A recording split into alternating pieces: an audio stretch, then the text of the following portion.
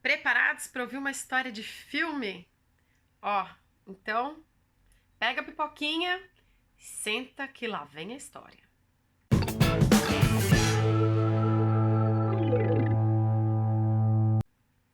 Oi, pessoa, aqui é a Cami Escrivano, tudo bem? E hoje eu quero contar um pouquinho como é que foi o processo de reconhecimento da minha cidadania italiana e eu escolhi essa data por dois motivos. O primeiro é porque amanhã faz 2 anos que isso aconteceu, eu fui reconhecida cidadã italiana. E o segundo porque eu sei que tem muita gente que tem esse sonho e às vezes tem um pouco ou muita insegurança de como vai ser esse processo. Eu não quero assustar ninguém, na verdade quero contar um pouco da minha experiência, na verdade contar um pouquinho o que eu entendo que realmente fez diferença nesse processo e o que não vale a pena, né? E com isso ajudar as pessoas que estão se planejando a vir para serem reconhecidos cidadãos italianos, perdão, como eu, tá bom? Então, vamos lá. Primeiro, você já se inscreveu no canal? Não? Então, se inscreve no canal, clica no sininho já. E ao final do vídeo, se você achar que tem outras pessoas que você conhece na mesma situação, compartilha pra gente poder cada vez ajudar mais gente aí que tem intenção de ser reconhecido cidadão de um modo mais tranquilo e mais suave, tá legal? Bacana. Bom, primeira coisa aqui, vou fazer uma lista de 5 coisas que ajudaram e 5 coisas que não ajudaram, tá bom? Primeiro, 5 coisas que me ajudaram. E a primeira, acima de tudo, idioma. Por quê?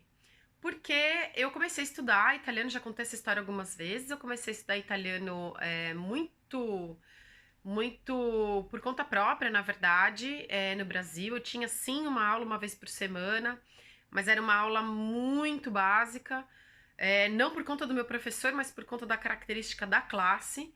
Era uma classe com muita gente, muito cheia de gente diversa, então era muito difícil mesmo que ele conseguisse avançar, por mais que ele tivesse conteúdo. Ele fez o melhor que ele pôde, mas era realmente, por conta do contexto da classe, uma aula muito básica. Então, o que me ajudou realmente foi a maneira como eu adotei os estudos, a maneira como eu encarei, e aí de fato eu aprendi. Tanto é verdade que eu cheguei a primeira vez em junho de 2016, eu passei um mês. Depois eu voltei para o Brasil porque eu tive que voltar por uma questão familiar, e aí eu voltei em definitivo chegando dia 4 de outubro de 2016. E na verdade, mesmo nesse primeiro mês, onde eu cheguei e estavam chegando várias pessoas do mesmo grupo que ia para a Itália que eu ia, né? Que era o grupo da igreja, a gente tinha um objetivo em comum. Nesse período, muita gente acabou contando com a minha ajuda para se movimentar, para aprender e para se comunicar, por conta da maneira como eu tinha aprendido italiano. E depois, quando eu voltei em definitivo em outubro, isso continuou sendo verdade, porque eu continuei estudando, me aplicando e aprendendo até mais do que as pessoas que estavam na Itália, porque apesar delas estarem na Itália, nem todas tinham a dedicação e o método para aprender o italiano de modo prático, enfim, acabou que eu acabei ajudando muita gente também nesse sentido. Foi uma troca muito bacana, eu aprendi muito, acabei ajudando, então foi legal, mas foi o que me salvou, porque por muitas vezes, e sim, eu contratei um assessor, só que o assessor, ele serve para, primeiro, pegar você no aeroporto, segundo, te ajudar a comprar um chip de celular, quando ajuda, que no meu caso não foi o assessor. Ele serve para te arranjar casa, e aí e também a residência, a gente já falou disso num outro vídeo, não necessariamente é o mesmo lugar, embora devesse. No meu caso não foi, eu não sabia, eu descobri isso depois. Ele serve para te levar no Comune, apresentar os documentos e te ajudar só no Comune mesmo, né? Então, levar o documento, levar, por exemplo, eu fui na questura me apresentar para dizer que eu tinha entrado na Itália, porque eu não vim direto do Brasil para Itália, então eu tive que fazer esse documento. Foi ele que me levou. Declaração de hospedagem, foi ele que me levou. Apresentar os documentos na Comune, foi ele que me levou. Mas ele levou 2 vezes. Depois, na terceira, né, aí eu tive que começar a me virar. Eu tive que voltar 9 vezes no Comune para que o cara aceitasse meu processo. Então, perdão. E como o assessor tinha outras pessoas, outras coisas para fazer, não é que ele estava preocupado, assim, necessariamente com o tempo todo dele livre para cuidar do meu processo, né? Então, dependeu muito mais de mim para que o processo andasse, mesmo assim demorou 11 meses, do que do assessor. Se eu dependesse só do assessor, eu teria demorado muito mais de um ano. E tudo bem, tá? Tá dentro daquilo que é um assessor mesmo, né? O assessor não vai ficar te assessorando, né? Ele te ajuda em 3 ou 4 etapazinhas e o resto é com você. E aí a primeira coisa que atrapalha é a expectativa, porque você quando sai do Brasil, e eu acho que a maioria das pessoas saem e contratam um assessor, tendo a expectativa de que esse assessor, ele vai te assessorar. Só que não. Então, é importante ajustar expectativas, porque o assessor, ele vai fazer 3 ou 4 tarefinhas básicas, e é isso, né? Na verdade, a vida é sua. E aí você fica bem perdido, né? Porque você normalmente não se planeja para essa sua vida por 3, 6, 10 meses na Itália. A segunda coisa que me ajudou foi ter já curiosidade pela cultura italiana, né? No meu caso, na verdade, até sacanagem, porque nesse aspecto eu percebi que eu já era muito italiana e eu, na verdade, no Brasil estava muito deslocada. Então eu cheguei, eu não tive, né, problema de adaptação, porque na verdade eu tinha problema de adaptação no Brasil. Mesmo tendo nascido no Brasil, eu cheguei na Itália e falei, nossa, cara, eu nasci no lugar errado.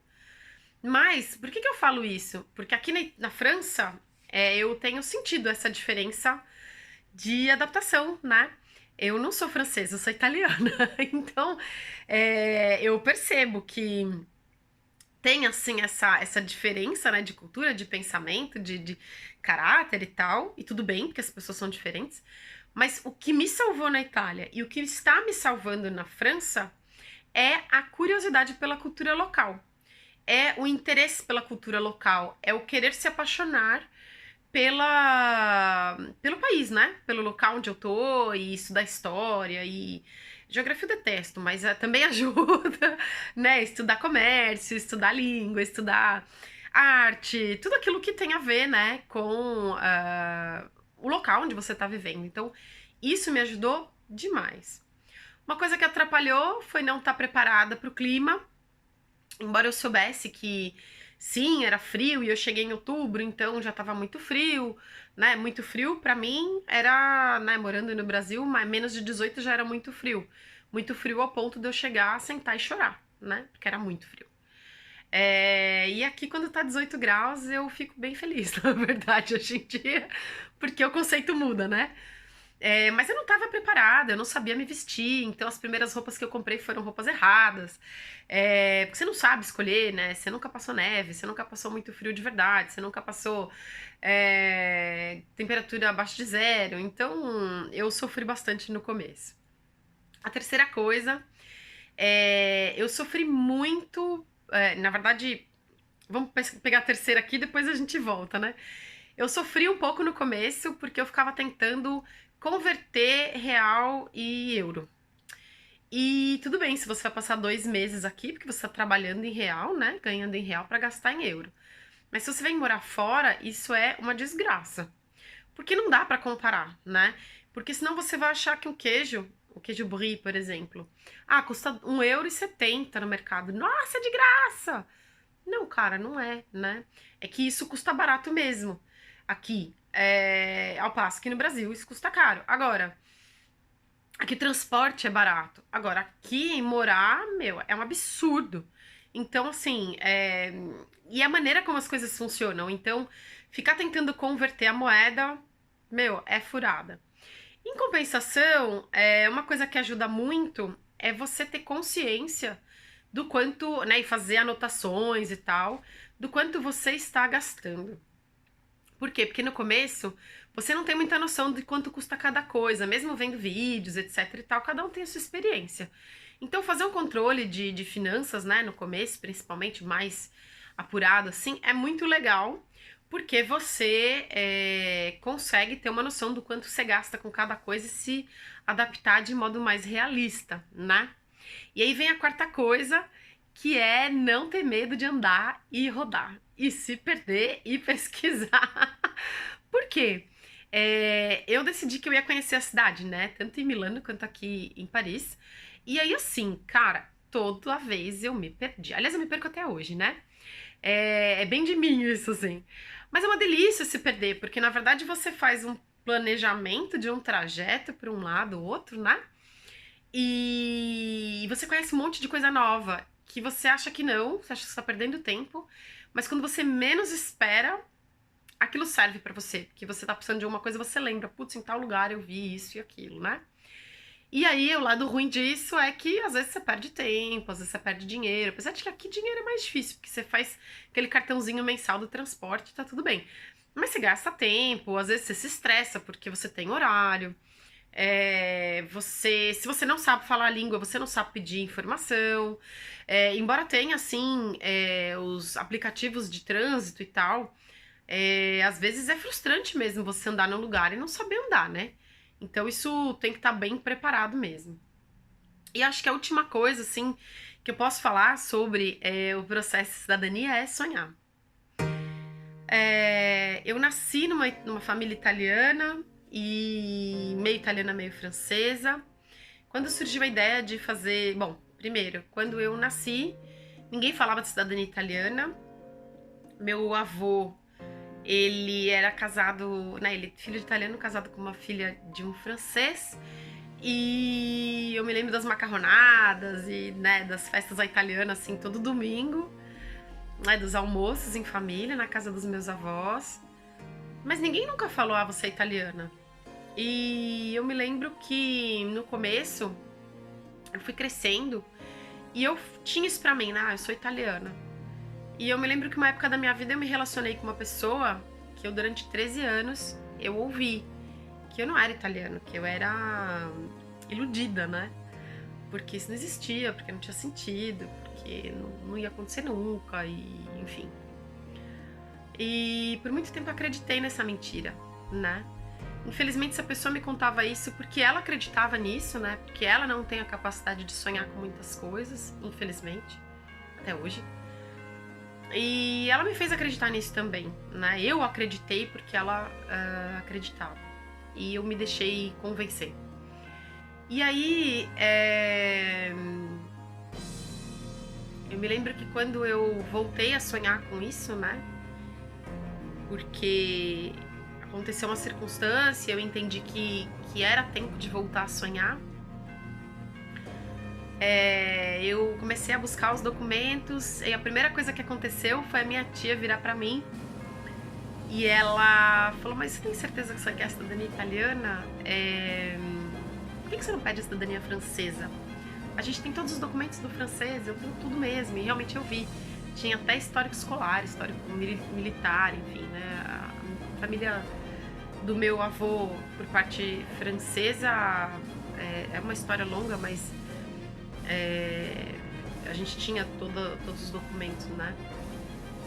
E do italiano não tinha nada, só uma certidão de óbito, uma cópia de uma certidão de óbito do meu bisavô, que meu pai achou, assim, né, meio que por acaso. Na verdade, não, a gente achou um primo, né? Ele achou um primo que tinha esse documento, era isso. A gente não tinha nada. Então, assim, na verdade, quando eu comecei a procurar, eu até procurei saber sobre a cidadania francesa. E eu vi que eu não tinha direito, porque a cidadania francesa é só para quem é reconhecido cidadão até 50 anos da saída do francês. No meu caso, esse ano faz 100 anos que ele saiu, né? Porque ele lutou a Primeira Guerra e foi embora da França. Então eu não tinha mais direito. E eu parei e falei, não, pera, mas eu sempre sonhei com a cidadania italiana, não com a francesa, então vai acontecer. E eu não tinha nenhuma chance, eu não tinha nenhuma opção, eu não conhecia a cidade onde meu bisavô nasceu, né? Ninguém sabia exatamente o nome da cidade, na verdade a cidade que ele nasceu não existe mais. Ela foi aglutinada por uma outra cidade, o nome mudou. E o ter acreditado que era possível me trouxe até aqui. Então, depois eu posso contar no outro vídeo como é que foi encontrar o documento do meu bisavô. Eu tive, sim, muita ajuda divina, mas eu tive muita ajuda de família, de amigos, gente me apoiando, gente me incentivando, gente não me deixando desistir. E quando eu fui dar entrada no meu processo, né, na cidade de Milano, eu não escolhi dar a entrada no processo na cidade de Milano, foi o meu assessor que trabalhava ali, acabou entrando com o processo por ali. Eu fui levar os documentos e no fim da consulta, da conversa lá, né, do agendamento, uma moça do lado chama ele, chama pelo sobrenome, e eu comecei a rir. E até hoje tenho vontade de chorar quando eu penso nisso. Porque a pessoa que me reconheceu italiana tem exatamente o mesmo sobrenome daquele que me disse a vida inteira que eu não era italiana. E se por um eu fui declarada é, iludida, né? Pelo outro eu fui reconhecida italiana. E pra mim é a menor emoção dizer isso. O papel mudou minha vida? Sim e não, né? O processo certamente mudou minha vida, me transformou numa pessoa muito mais tolerante, muito mais resiliente, muito mais pacífica, certamente, muito mais educada. Porque se você é mal educado, o cara não fala que você acabou, né? Então você aprende na marra aquelas coisas que às vezes o mundo corporativo tenta te ensinar, né? Aquela maneira um pouco mais polida de falar, e às vezes você insiste que não vai fazer, e aí o processo da Dania te ensina. Mas não mudou, né? Por outro lado, eu continuo sendo a mesma pessoa, e o fato de ter um documento não me faz nem melhor nem pior do que ninguém que tem documento. Então, isso não me faz melhor do que o italiano que nasceu na Itália, isso não me faz pior do que o italiano que nasceu na Itália, e também não me faz nem melhor nem pior do que um brasileiro que não é cidadão italiano e que tá lá ou porque tem um visto, ou ilegal mesmo, uma coisa não tem nada a ver com a outra, né? E também é bacana ver isso, porque a gente percebe que a gente também coloca, às vezes, muita expectativa num pedaço de papel, né? Então, também é bom rever essa expectativa, porque ela se frustra, graças a Deus. E é isso. Bom, essa é a minha experiência, essas são as coisas que eu gostaria de compartilhar nesse dia.